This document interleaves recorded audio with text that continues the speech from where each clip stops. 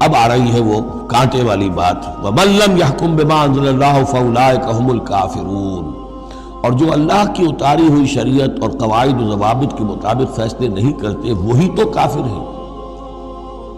بتوں سے تجھ کو امید ہے، خدا سے نو امیدی، مجھے بتا تو صحیح اور کافری کیا ہے۔ وَكَتَبْنَا عَلَيْهِمْ، اور ہم نے لکھ دیا تھا ان کے ذمے، واجب کر دیا تھا ان پر، فیہا اس کتاب میں، تورات میں، ان نفس بالنفس، کہ جان کے بدلے جان ہوگی، والعین بالعین، آنکھ کے بدلے آنکھ، والانف بالانف، ناک کے بدلے ناک، والاذن بالاذن، کان کے بدلے کان، والسن بالسن، دانت کے بدلے دانت، والجروح قصاص، اسی طریقے سے زخموں کا بدلہ بھی ہوگا برابر کا۔ فمن تصدق به فهو کفارۃ اللہ، پھر جو کوئی اس کو معاف فرما دے تو یہ اس کے گناہوں کا کفارہ بن جائے گا۔ یعنی کوئی شخص قصاص نہیں لیتا، کسی نے اس کا کان کاٹ دیا، اب وہ جواباً کان کاٹنے کا حقدار ہے، لیکن اگر وہ معاف کر دیتا ہے تو اپنے بہت سے گناہوں کا کفارہ بنا لے گا۔ یا یہ کہ وہ شخص جس نے جرم کیا تھا جب اسے معاف کر دیا گیا تو پھر اس کے ذمے سے گناہ جو ہے وہ دھل گیا۔ وَمَن لَّمْ يَحْكُم بِمَا أَنزَلَ اللَّهُ فَأُولَٰئِكَ هُمُ الظَّالِمُونَ، اب دوسری مرتبہ دہرا کر بات آئی، اور جو فیصلہ نہیں کرتے اللہ کی اتاری ہوئی شریعت کے مطابق تو وہی تو ظالم ہے۔ اور ظالم یہاں بمعنی مشرک، ان الشرک لظلم عظیم، ایک قانون اللہ کا ہے، ایک قانون انسانوں کا ہے، ایک رواج کا ہے، ایک رومن لا ہے، ایک فلاں ہے، ایک پاکستانی قانون ہے۔ اب آپ فیصلے کس کے تحت کر رہے ہیں؟ اللہ کے قانون کے تحت یا کسی اور کے تحت؟ گویا کہ اب آپ نے اللہ کے قانون کے ساتھ ساتھ کسی اور کے قانون کو مان لیا، یہی شرک ہے۔ وَقَفَّيْنَا عَلَىٰ آثَارِهِمْ بِعِیسیٰ ابْنِ مریم، پھر ان کے نقش قدم پر ہم نے بھیجا عیسیٰ ابن مریم کو، مصدقا لما بین یدیہ من التوراۃ، وہ آئے تصدیق کرتے ہوئے اس کی جو ان کے سامنے موجود تھا تورات میں سے، وآتیناہ الانجیل، اور ہم نے انہیں انجیل عطا کی ہے، فیہ ھدی و نور، اس میں بھی ہدایت بھی تھی، نور بھی تھا، ومصدقا لما بین یدیہ من التوراۃ، اور وہ تصدیق کر رہی تھی انجیل بھی اس کی جو تورات میں سے اس کے سامنے موجود تھا، وہدی و موعظۃ للمتقین، اور وہ ہدایت تھی، رہنمائی تھی اور موعظہ تھی، نصیحت تھی تقوی والوں کے لیے۔ وَلْيَحْكُمْ أَهْلُ الْإِنجِيلِ بِمَا أَنزَلَ اللَّهُ فِيهِ، اور چاہیے کہ انجیل کے ماننے والے فیصلہ کریں اسی کے مطابق جو انجیل میں ہے۔ وَمَن لَّمْ يَحْكُم بِمَا أَنزَلَ اللَّهُ فَأُولَٰئِكَ هُمُ الْفَاسِقُونَ، اور جو لوگ نہیں فیصلے کرتے اللہ کے اتارے ہوئے احکام اور قوانین اور شرائع کے مطابق تو وہی تو فاسق ہیں، وہی تو سرکش ہیں، وہی تو ناہنجار ہیں۔ اب یہ ایک رکوع میں 3 مرتبہ دہرا کر یہ الفاظ آئے، وَمَن لَّمْ يَحْكُم بِمَا أَنزَلَ اللَّهُ فَأُولَٰئِكَ هُمُ الْكَافِرُونَ، وَمَن لَّمْ يَحْكُم بِمَا أَنزَلَ اللَّهُ فَأُولَٰئِكَ هُمُ الظَّالِمُونَ، وَمَن لَّمْ يَحْكُم بِمَا أَنزَلَ اللَّهُ فَأُولَٰئِكَ هُمُ الْفَاسِقُونَ۔ اب اس کو سامنے رکھیے، اور دنیا میں جو مسلمان ممالک ہیں، کتنے مسلمان ہیں جن میں کہ اسلام کا پورا نظام قائم ہو، کتنے ملک ہیں، کہاں ہے کہ جہاں اسلام کی شریعت اور قرآن کی شریعت نافذ ہو؟ تو گویا کہ ہم اگرچہ انفرادی اعتبار سے مسلمان ہیں لیکن نظام جو ہے ہمارا وہ کافرانہ ہے۔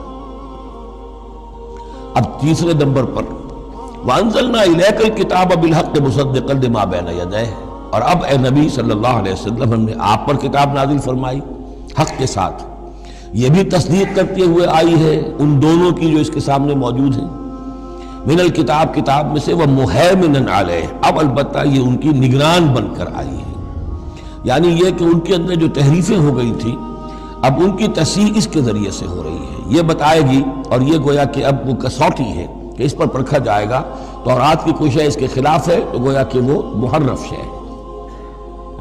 فَحْكُم بَيْنَهُم بِمَا أَنزَلَ اللَّهُ، تو اب آپ کا فرض بھی ان کے درمیان فیصلہ کیجئے اسی شریعت کے مطابق، قانون کے مطابق جو اللہ نے نازل فرمائی۔ وَلَا تَتَّبِعْ أَهْوَاءَهُمْ عَمَّا جَاءَكَ مِنَ الْحَقِّ، اور ان کی خواہشات کی پیروی کرتے ہوئے جو اللہ تعالیٰ کی جانب سے حق آپ کے پاس آیا ہے اس سے منحرف نہ ہو، مت پیروی کیجئے ان کی خواہشات کی، اور ان کی خواہشات کی پیروی کرتے ہوئے اما یعنی ان ما چھوڑ کر اس کو کہ جو حق آیا ہے آپ کے پاس. لِكُلٍّ جَعَلْنَا مِنْكُمْ شِرْعَةً وَمِنْهَاجًا، تم سب کے لیے ہم نے ایک شریعت، ایک دستور اور ایک طریقہ کار جو ہے وہ طے کر دیا. یہ آیت بڑی اہم ہے. جہاں تک تو شریعت کا تعلق ہے تو یہ تو پہلے سے بہت واضح بات ہے، سب کو معلوم ہے. شریعت موسوی شریعت محمدی میں فرق ہے صلی اللہ علیہ وسلم علیہ الصلاۃ والسلام. منہاج میں بھی فرق ہے. اس پر توجہ جو ہے اکثر و بیشتر جیسی ہونی چاہیے ہوتی نہیں ہے. مثلاً یہ کہ حضرت موسیٰ علیہ السلام کے منہاج میں ہم یہ دیکھتے ہیں کہ وہ ایک مسلمان امت کے لیے بھیجے گئے تھے. وہ امت جو کہ دبی ہوئی تھی، پسی ہوئی تھی، اس میں اخلاقی خرابیاں بھی تھیں، اس میں اور بھی دینی اعتبار سے ضعف بھی تھا، زوال بھی تھا، لیکن وہ آل فرعون کے ظلم و ستم کا تختہ مشق بنی ہوئی تھی. تو حضرت موسیٰ علیہ السلام کی بعثت میں یہ چیز بھی شامل تھی کہ ایک بگڑی ہوئی مسلمان امت کو کافروں کے تسلط سے، ان کے غلبے سے بچائے. اس کا ایک خاص طریقہ کار ہے جو اللہ تعالیٰ نے انہیں عطا فرمایا. حضرت عیسیٰ علیہ السلام بھی ایک مسلمان قوم کے اندر مبعوث کیے گئے. یہودیوں میں وہ مسلمان تھے، اور ان میں یہ ہے کہ علماء کے اندر بہت سا فتور پیدا ہو چکا تھا، بڑا فساد آ چکا تھا، اخلاقی روحانی ان کے معاشرے کے اندر گراوٹ تھی. دین کے صرف ظاہری احکام اور دین کے صرف قانونی اور ظاہری پہلو کے اوپر توجہ رہ گئی تھی. مقاصد دین، روح دین جو ہے وہ نگاہوں سے اوجھل ہو گئی تھی. تو اس اعتبار سے حضرت مسیح علیہ السلام کے لیے اللہ تعالیٰ نے ایک خاص منہاج جو ہے، خاص طریقہ کار انہیں عطا فرمایا. محمد الرسول اللہ صلی اللہ علیہ وسلم کو بھیجا گیا جو بالکل مشرک تھے، ان پڑھ تھے، کسی نبی کے نام سے بھی ناواقف تھے سوائے حضرت ابراہیم کے، اور وہ بھی نبی کی حیثیت سے نہیں، اپنی جد امجد کے طور پر. کوئی شریعت نہیں، کوئی کتاب نہیں، ضلوا ضلالا بعیدا، ان میں بھیجا گیا.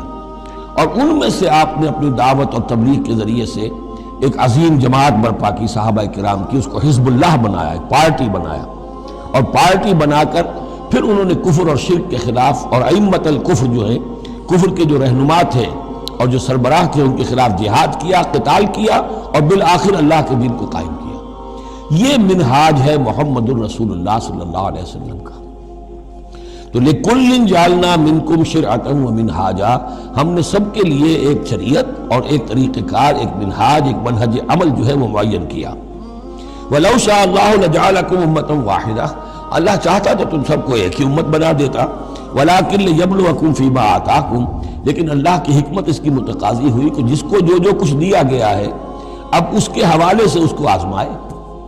اب ہمارے لیے اصل اسوہ حضرت موسیٰ نہیں ہے، اصل اسوہ حضرت عیسیٰ نہیں ہے. لَقَدْ كَانَ لَكُمْ فِي رَسُولِ اللَّهِ أُسْوَةٌ حَسَنَةٌ، تمہارے لیے اے مسلمانوں اسوہ ہے اللہ کے رسول محمد صلی اللہ علیہ وسلم کی ذات مبارکہ. حضرت عیسیٰ نے شادی نہیں کی، ہمارے لیے اسوہ نہیں ہے. حضور نے تو فرمایا النکاح من سنتی، ساتھ ہی فرمایا من رغب عن سنتی فلیس منی. تو معاملہ یہ ہے کہ وہ اللہ کے نبی تھے، ان کے لیے جو بھی طریقہ اللہ نے سمجھا، مناسب سمجھا، وہ ان کو عطا کیا. لیکن ہمارے لیے جو ہے وہ منہاج نبوی ہے، وہ منہج انقلاب نبوی ہے، جس کا کہ گہرا شعور ہم پیدا کریں اور اسی کو پھر لے کر چل کر، اور اسی طور سے جس طور سے کہ حضور نے اللہ کے دین کو برپا کیا، قائم کیا، غالب کیا، پہلے نظام برپا کیا، پھر قانون نافذ کیا، تو اسی طریقے سے ہم اس کی کوشش کریں. سبحان اللہ عدد ما خلق فی الارض، سبحان اللہ عدد ما بین ذالک.